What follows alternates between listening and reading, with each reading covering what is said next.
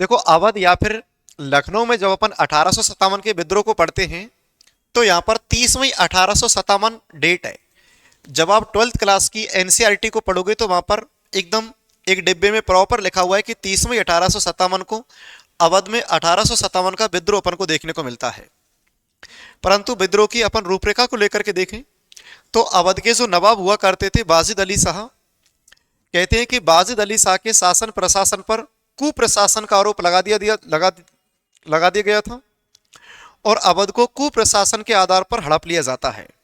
इस समय governor general हुआ करते थे लॉर्ड डलहौजी। तो देखो, लॉर्ड डलहौजी ने बाजिद अली शाह पर कुप्रशासन का आरोप लगाया और अवध को हड़प लिया। और बाजिद अली शाह जो है, इसको विलियम फोर्ट के मटिया मुर्ज में इसको कैद कर दिया जाता है। मटिया मुर्ज में इसको कैद कर दिया गया। तो मटिया मुर्ज में बाजिद अली शाह को उधर कैद कर दिया जाता है और इनकी पत्नी हुआ करती थी बेगम हजरत महल, और बेगम हजरत महल को महकपरी के नाम से जाना जाता है।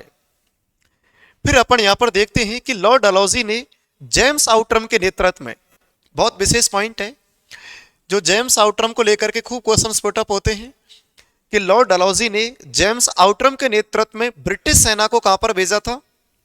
अवध में भेजा था। और यही लेकर के आया था उस रिपोर्ट को, जिस रिपोर्ट के आधार पर कुप्रशासन के आरोप लगाए गए थे अवध के शासन पर।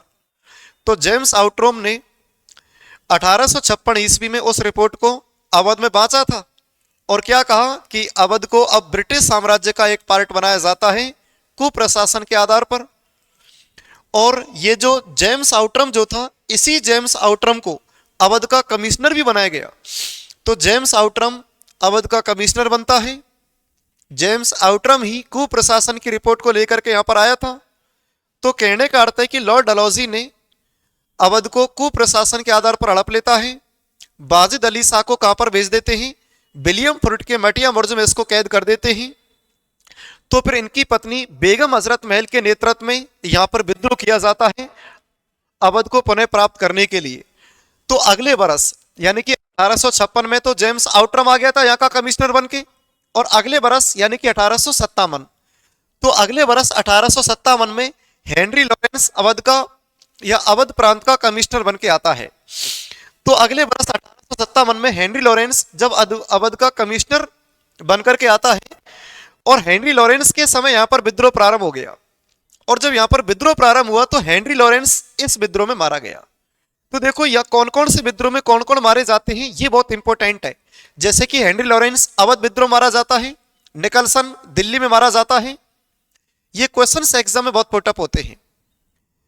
तो इसके बाद अपन जैसे देखें कि हेनरी लॉरेंस के बाद ब्रिगेडियर इंग्लिश ने अवध का शासन प्रशासन संभालने का प्रयास किया था, अवध में शांति स्थापित करने के प्रयास किया था, परंतु ब्रिगेडियर इंग्लिश यहां पर असफल होता है।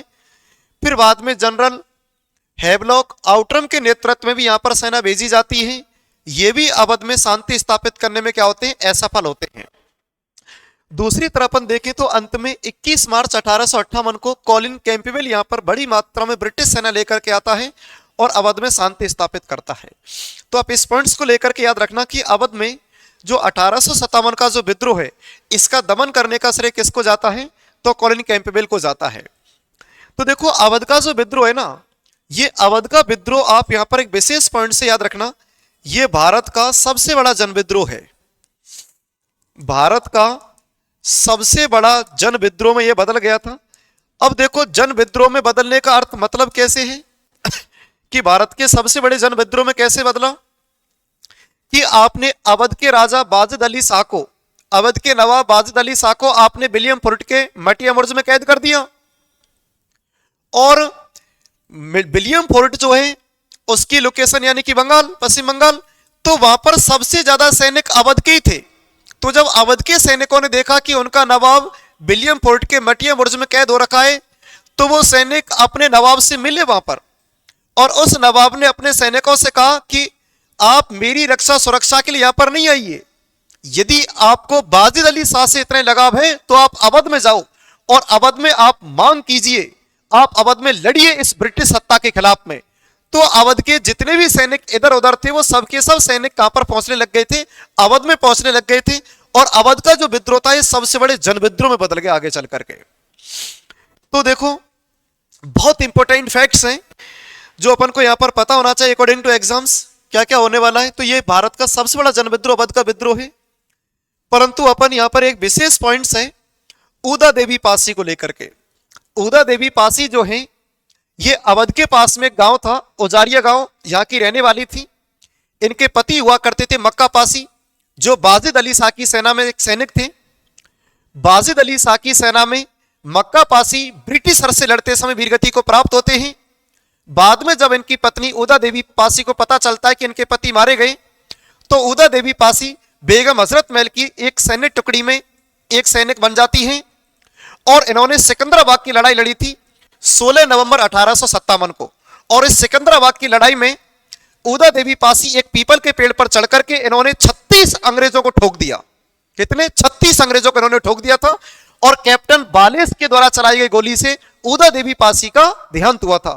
तो देखो अपन 1857 का विद्रोह पढ़े और 1857 के विद्रोह में इन नायकों को भूल जाना जिन्होंने ब्रिटिशर्स के सामने जमकर के लोहा लिया, तो ये अपने आप पे कहीं ना कहीं ऐसे चैप्टर्स की क्या है बेइज्जती है। तो अपन को उदा देवी पासी को लेकर के पता होना चाहिए, मैनाबाई के नाम को लेकर के पता होना चाहिए। मैनाबाई जो कि नाना साहब की 14 वर्ष की बेटी हुआ करती थी, जिनको एक बड़े चौराहे पर जला दिया था हेवलॉक के आदेश पर। नहीं, अपन को झलकारी बाई को लेकर के पता होना चाहिए, सुंदरी बाई को लेकर के पता होना चाहिए, अजीजन बाई को लेकर के पता होना चाहिए। तो ये बहुत ऐसी उस समय की क्रांतिकारी वीर महिला रही जिन्होंने अंग्रेजों से डट करके क्या लिया? लोहा लिया। तो अवध के विद्रोह को लेकर के ये जो इंपॉर्टेंट फैक्ट्स हैं जो आपको अच्छी तरह से पता होना चाहिए। साथियों, आप इसी प्रकार की टॉप लेवल की क्लास देखना चाहते हैं, टॉप लेवल के फैक्ट्स के साथ क्लास पढ़ना चाहते हैं, तो आप ज्वाइन कीजिए history university by Ajit Singh Kawai को। Thank you.